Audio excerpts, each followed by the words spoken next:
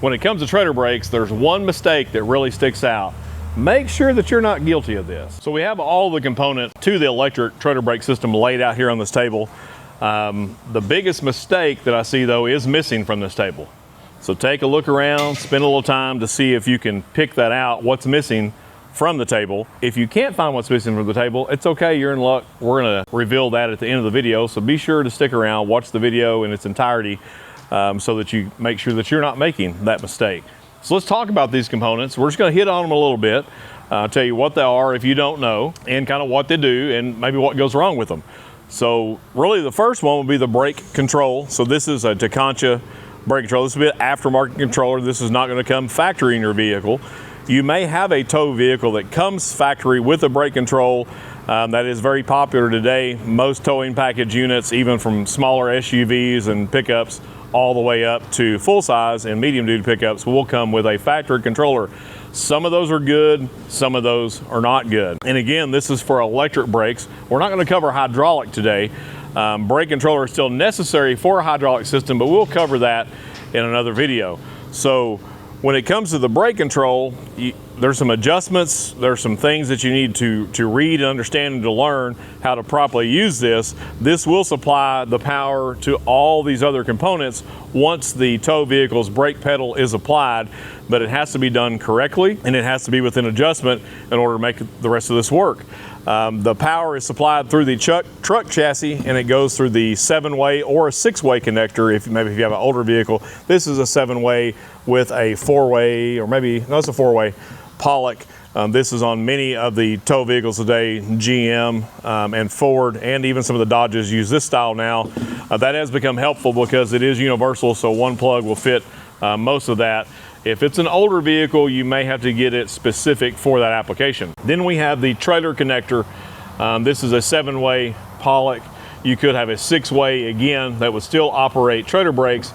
From here, this would begin the wiring to the trailer. Yours may go into a junction box, it may go into a sealed harness, or it may just be a hardwire connection. As long as those are in good shape, it really doesn't matter, but these will wear out. These do not last forever. This is a wearable item. This won't necessarily last forever either. It is an electrical component. It could go out, but I don't do a lot of replacement on these, and I don't see a lot of failure on these. These we do depending on how much you use it, how many times you plug in, unplug, and whatever environment and climate that you're in. So from there, the next thing you'd have would be the breakaway system. So within this housing, there is a battery in here. That battery will not last forever. It's important that it's fully charged. This battery, depending on the brake size and how many axles you have, there is a minimum requirement by federal law to provide a certain amount of amperage and voltage to the brakes for a minimum amount. Most of these are going to operate, if this was to be activated, it's going to operate constant 12-volt power to that brake system for 15, maybe 20 minutes, depending on what size setup. Some of the bigger applications, you're going to have to run a bigger amp hour battery than what this one supplies. So make sure that that's correct.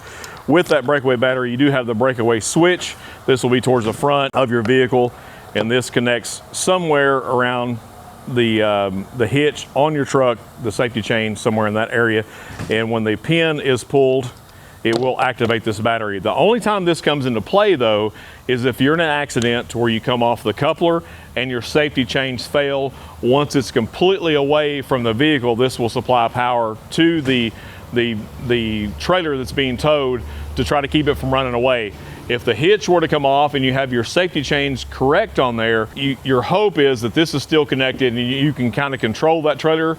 We do have a video on proper safety chain hookup. In a perfect scenario, that would be what you would want. If this were to lock it up, it could actually cause you to have an accident if you're still connected. This is really for a last resort, complete disconnect from the tow vehicle. There's a lot of misconception about this, but this has nothing to do, again, with the day-to-day operations of the unit being towed. If you're using an RV, even some dump trailers that has a house battery or an onboard 12-volt battery, many times you will not have this. They will use the supply off of the house battery, or if you have a hydraulic jack or a dump trailer, they will use that battery, and that's perfectly legal. That's actually a much bigger battery than this, as long as it's charged. But make sure if you have trailer brakes and required in your state, which I believe is most of them, make sure that this is operable. you're going to get 1 to 2 years out of this battery.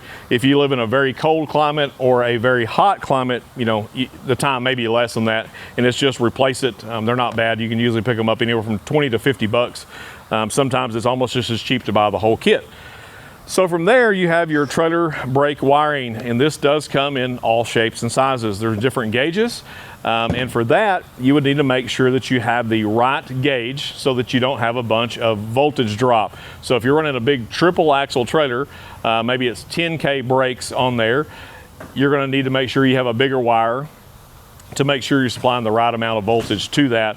A smaller trailer, you know, you may can get away with a 14 gauge wire, but make sure that is correct. We even see it on some new trailers from time to time that they're running an undersized wire on and they have too much voltage drop. What is equally important on the wiring would be the style of connector that's being used. Many times in some of the lower end units or some of the DIY projects, we will see a lot of the Scotch clip style connectors being used, whether they're white, tan, blue, whatever color you may have. I will say when it comes to that, there are some that are better than others. Some of these even will have some dielectric grease, some will not. If you've not watched any of our videos, I'm not a fan of these for permanent use. We use these in the shop if we're needing to hook up something temporary, if we're needing to do a temporary light test, or if we're tying trailers together for transport, we will utilize these for that temporary connection so that when they get to where they're going, they can be easily disconnected. Everything we're going to use for our brake connection is going to be a heat shrink style connector for the proper gauge that we're using. We do the same thing with our lights as well. We use heat shrink on every connection just to make sure that there's not a failure. But that is an oversight that we see a lot of, and many times from the factory they use a really cheap connector just for speed. You've heard me talk about the wiring. I'm not a fan of the sealed wiring harnesses so much. The good ones do a good job, but they can cause trouble. They're not necessarily put in because they're the best. They are put in for ease of assembly in the manufacturing process.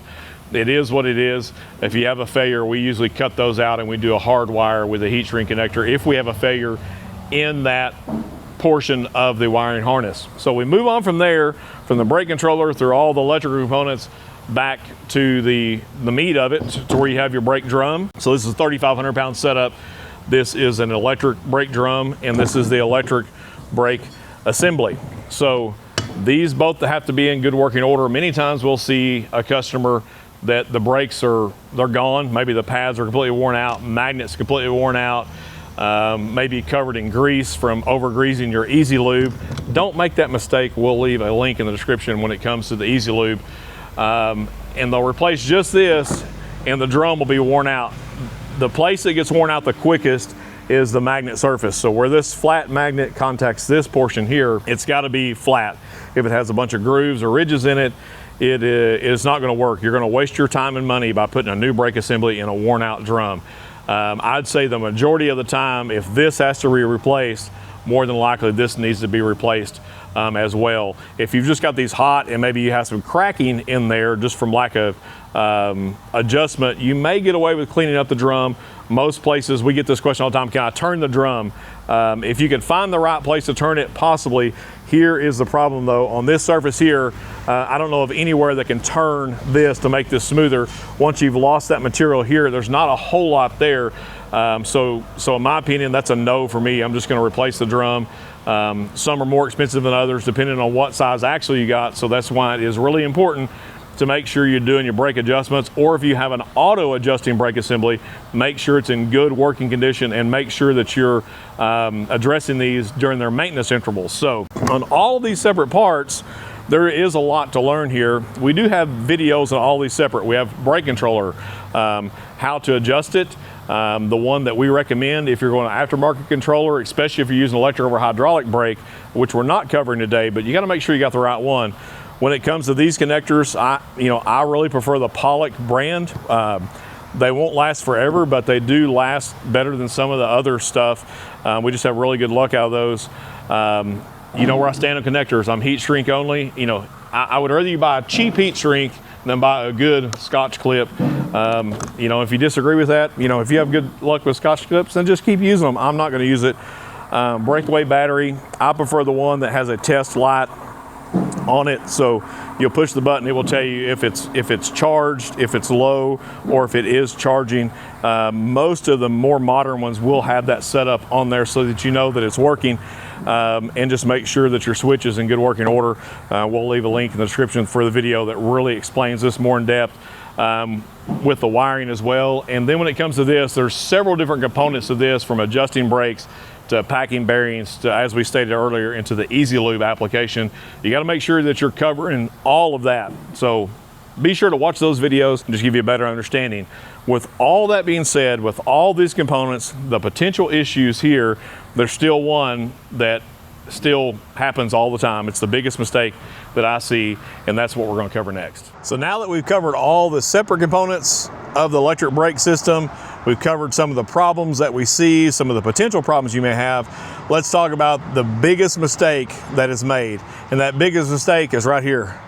It's sitting behind the steering wheel. It's lack of knowledge, it's lack of maintenance, it's lack of all of those. It's really a lack of understanding. It's not calling you out or calling me out. Usually when I fail at something or mess something up, I haven't done my due diligence on how to properly do that, how to properly maintain it. And that's what we see, you know, whether you're a new tower or maybe you've been around a while, there is a lot to learn. And sometimes it can be a lot of information, but it is beneficial to you to read your owner's manual if you can still get one in your hands, or if it's a printable PDF or a viewable PDF online, or if it's a video like ours or like others. Spend some time before you go out and put yourself in a bind. Make sure you know how to use the brake control. Make sure it's the correct brake control, whether that's factory or an aftermarket. Make sure your plug's in good working condition. Make sure every component from your foot, actually from your brain to your foot, to make sure that it gets back to the trailer brakes, because if you don't know how to operate this, it's going to cost you money. It could cost you a problem. It could cause an accident. So this is usually the biggest problem that we see and the biggest mistake. It's just not having a good understanding of how to use it. If you have all that covered, that is great. I'm not talking to you. Take your knowledge and share it with somebody that's maybe new to towing. Maybe they went out and purchased a new boat, or they've purchased a new travel trailer and they need some help. Share that knowledge or direct them into the knowledge so that they don't have a huge failure, a catastrophic failure, and it doesn't cost them any unnecessary money. So do your homework, understand how your stuff works, and we will see you down the road.